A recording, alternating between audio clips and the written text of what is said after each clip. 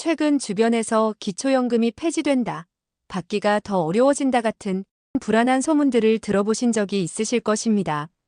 안 그래도 노후 걱정이 많은데 이런 소식까지 들리니 마음이 편치 않으셨을 것입니다. 오늘 이 영상에서는 이러한 기초연금 폐지 루머의 진실을 속 시원하게 밝히고 오히려 여러분에게 더 많은 혜택과 기회가 찾아오고 있음을 명확하게 보여드리겠습니다.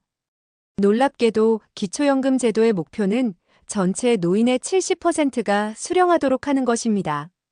그런데 매년 35만 명이나 되는 어르신들이 받을 수 있는데도 불구하고 신청하지 않아 혜택을 놓치고 있습니다. 이는 잘못된 정보와 오해 때문에 발생하는 안타까운 일입니다. 오늘 영상을 통해 이러한 오해들을 모두 해소하고 여러분의 소중한 권리를 되찾으실 수 있도록 돕겠습니다. 최근 기초연금 수급 연령이 올라간다는 우려 섞인 소문도 돌고 있습니다.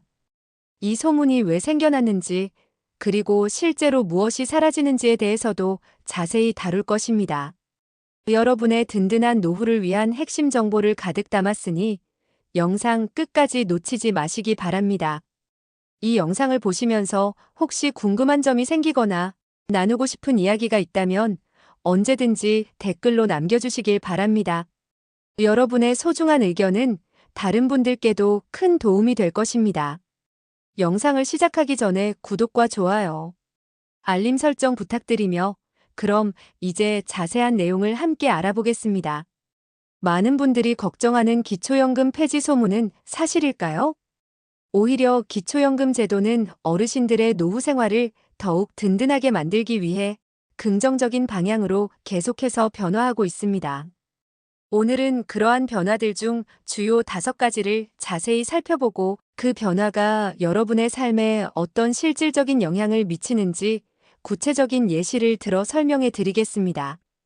첫 번째, 많은 부부들이 불만을 가졌던 부부감액제도가 단계적으로 폐지됩니다. 기존에는 부부가 함께 기초연금을 수령할 경우 부부 중 한 명이 받는 연금액에서 20%를 감액하여 총 54만 원 정도만 받았습니다. 이는 부부라는 이유만으로 개인의 연금액이 줄어드는 것이 불합리하다는 지적이 오랫동안 제기되어 왔습니다. 특히 혼자 생활하는 어르신보다 부부 어르신들이 함께 생활하며 발생하는 추가 비용을 고려하지 못한다는 비판도 있었습니다.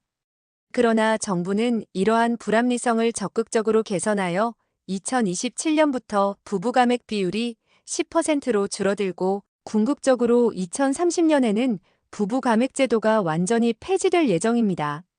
이렇게 되면 2030년부터는 부부 두 분이 각각 최대 34만 원씩 총 68만 원의 기초연금을 온전히 받게 됩니다. 이는 현재보다 월 14만 원의 추가 수령액을 의미합니다. 그동안 부부 감액 때문에 신청을 망설이셨거나 두 분이 함께 받아도 줄어드는 금액에 실망하셨다면 이제는 적극적으로 고려해 볼 때가 왔습니다.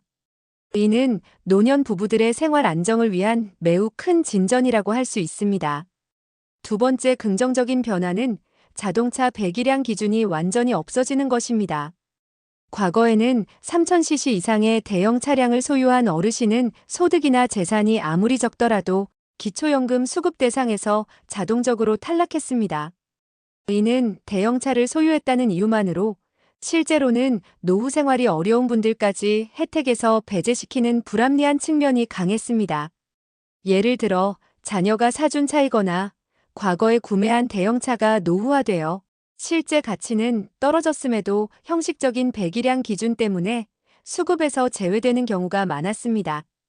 그러나 정부는 이러한 불합리성을 인지하고 2024년부터 이러한 자동차 배기량 기준을 완전히 철폐했습니다. 이제는 오직 차량의 현재 중고차 시세만을 기준으로 삼습니다. 중고차 시세가 4천만 원 이하인 차량이라면 소유하셔도 기초연금 수급에 불리하게 작용하지 않습니다. 만약 이 기준 때문에 과거에 신청을 포기하셨거나 대형차를 처분해야 할지 고민하셨다면 이제는 현재 차량의 중고차 시세를 먼저 확인하시고 다시 신청해 볼 충분한 기회가 생겼습니다. 이는 재산 기준의 현실화를 통해 더 많은 어르신이 혜택을 받을 수 있도록 한 변화입니다. 세 번째로 기초연금 수급 기준이 대폭 완화되었습니다. 이는 더 많은 어르신들이 기초연금 혜택을 받으실 수 있도록 문턱이 훨씬 낮아졌다는 의미입니다. 2025년을 기준으로 기초연금을 받을 수 있는 소득 인정액 기준이 크게 상향 조정되었습니다. 단독 가구의 경우 월 228만 원, 부부 가구의 경우 월 364만 8천 원까지 기초연금을 받으실 수 있게 되었습니다.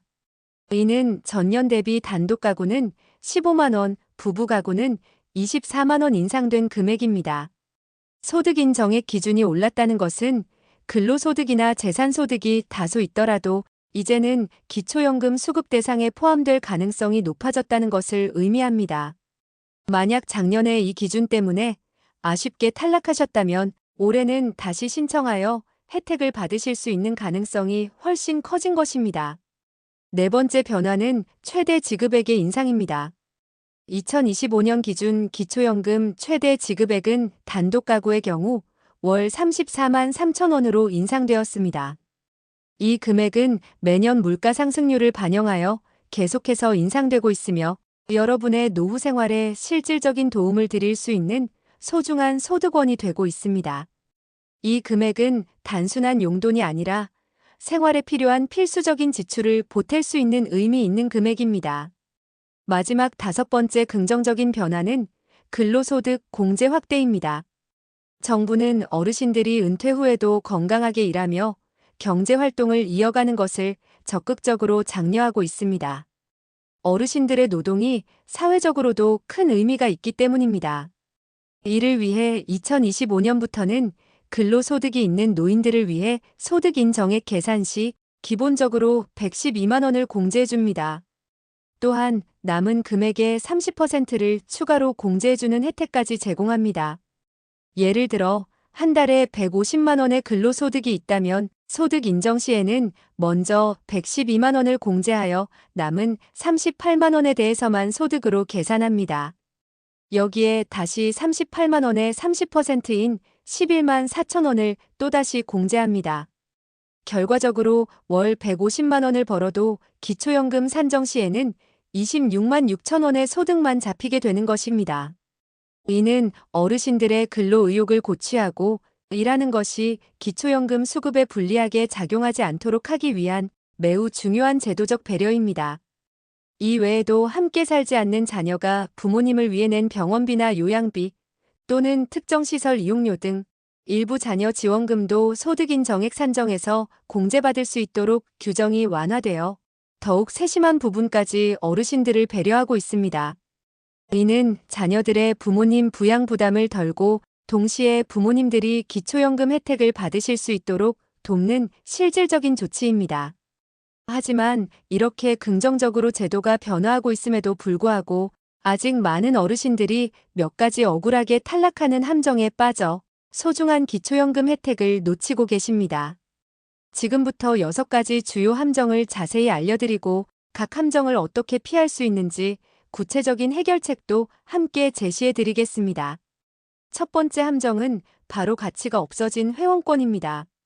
많은 어르신들이 과거에 레저 활동을 위해 구입하셨던 콘도미니엄 회원권이나 골프장 회원권 등을 소유하고 계시는 경우가 많습니다.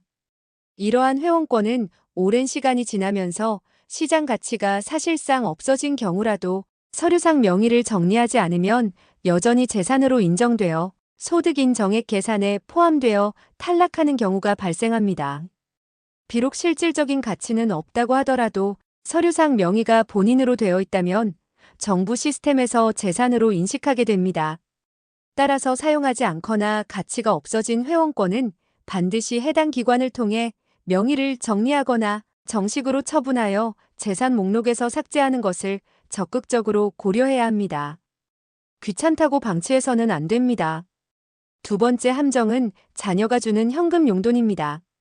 자녀들이 부모님께 매달 보내드리는 현금 용돈은 자녀의 고마운 마음이지만 기초연금 소득 인정액 계산 시 사적 이전 소득으로 명확하게 규정되어 소득에 합산됩니다. 만약 자녀가 매달 일정 금액을 꾸준히 현금으로 드리거나 계좌로 이체하는 경우 소득 인정액이 높아져 기초연금 수급에 부정적인 영향을 미칠 수 있습니다. 이에 대한 현명한 해결책이 있습니다. 만약 자녀가 현금 용돈 대신 부모님의 전기요금, 가스요금, 휴대폰 요금 등 생활요금을 직접 대신 내주거나 병원비나 약값을 직접 결제해주는 방식 또는 필요한 생필품을 온라인이나 마트에서 직접 구매하여 보내주는 방식으로 지원한다면 이는 사적 이전 소득으로 잡히지 않습니다.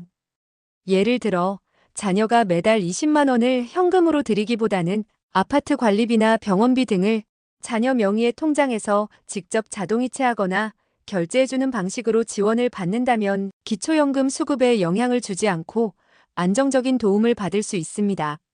이러한 방법은 합법적이고 투명하며 실제로 많은 가구에서 활용하고 있는 방법입니다. 세 번째 함정은 공무원 출신 및 그 배우자에 대한 오해입니다.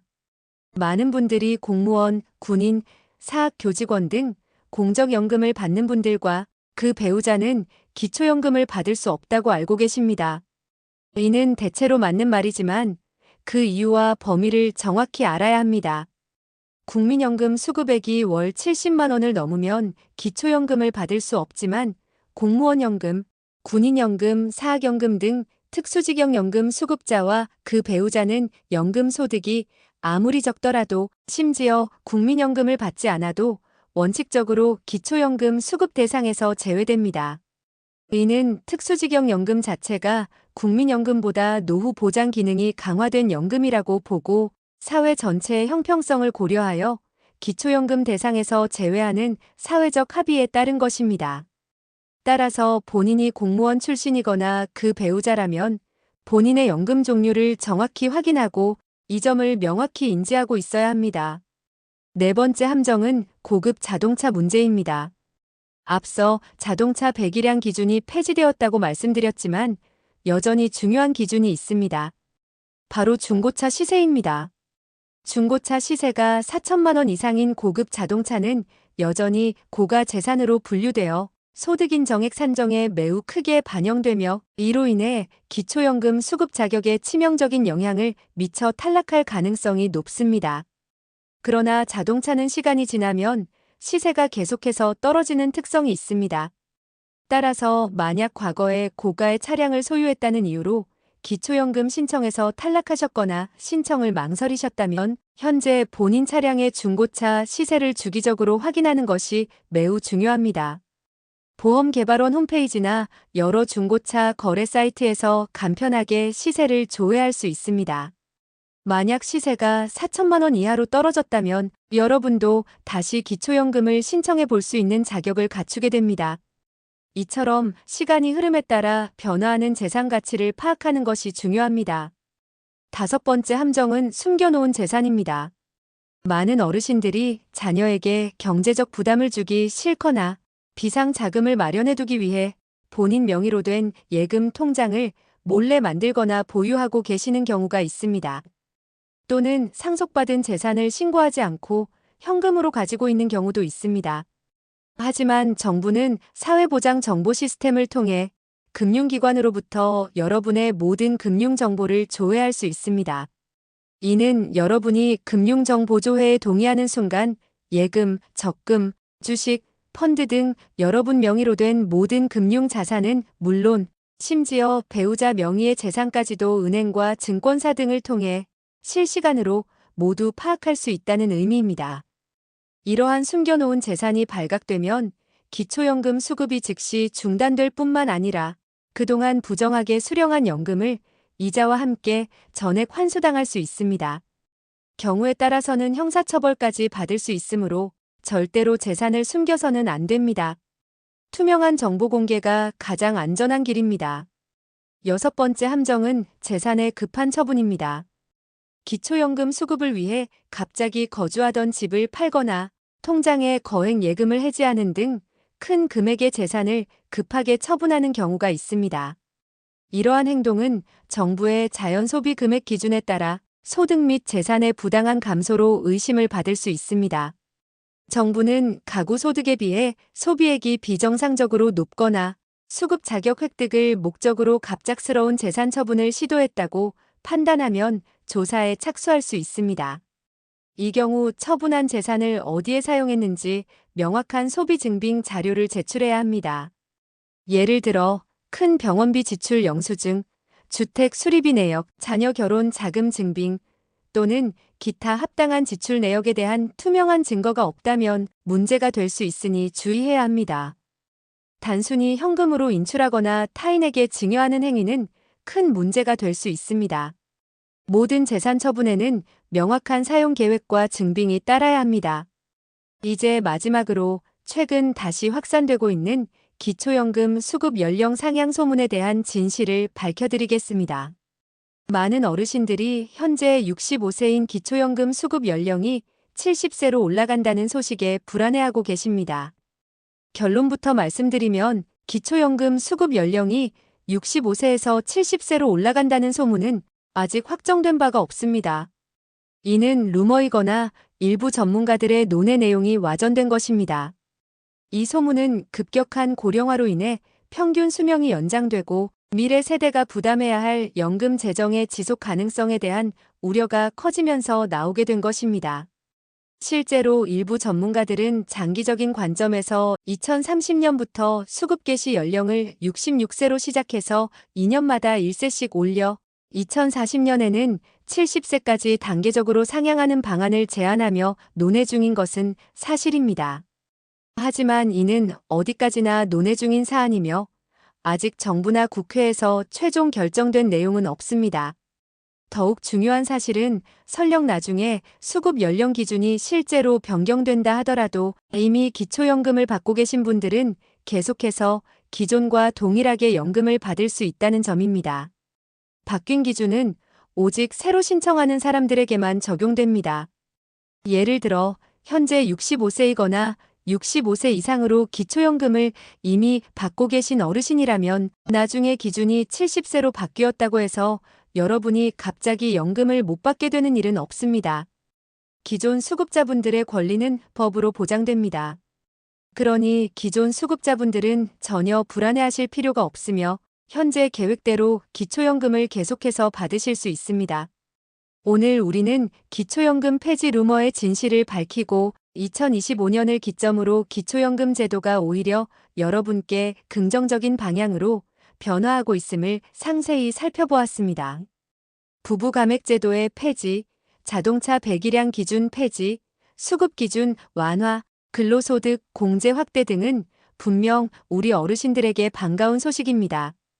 그러나 회원권, 자녀 용돈, 공무원 출신 여부, 고급 자동차, 숨겨놓은 재산, 급한 재산 처분 등 억울하게 탈락하는 6가지 함정을 정확히 인지하고 피하는 것이 여러분의 수급 자격을 지키는 데 매우 중요합니다. 여러분, 작년에 아쉽게 탈락하셨더라도 올해 완화된 기준을 꼭 확인하고 다시 신청해 볼 것을 강력히 권해드립니다. 기준이 변경되어 자격이 되는 분들이 상당히 많아졌기 때문입니다. 과거에 자동차 배기량 때문에 신청을 포기하셨다면 지금 바로 차량의 중고 시세를 확인하고 다시 신청하시길 바랍니다. 자녀분들께 현금 용돈 대신 전기요금이나 병원비 등 생활비를 대신 내달라고 조언하는 것도 합리적이고 현명한 방법입니다. 기초연금 신청은 만 65세가 되는 달의 한 달 전부터 가능하며 가까운 주민센터, 국민연금공단 지사 또는 복지로 홈페이지를 통해 간편하고 안전하게 신청할 수 있습니다. 혼자서 어렵다고 생각하시면 반드시 해당 기관의 도움을 받으세요. 정보를 아는 사람은 그 혜택을 온전히 누리고 모르는 사람은 소중한 권리를 놓칩니다. 이 영상에서 얻으신 정확하고 중요한 정보들을 주변의 소중한 분들에게도 꼭 공유해 주시길 부탁드립니다. 함께 알아야 모두가 혜택을 받을 수 있습니다. 그리고 영상 시청 후 더 궁금한 점이 있으시면 언제든지 댓글로 질문해 주세요. 여러분의 안정적인 노후를 위해 최선을 다해 돕겠습니다. 시청해 주셔서 감사합니다.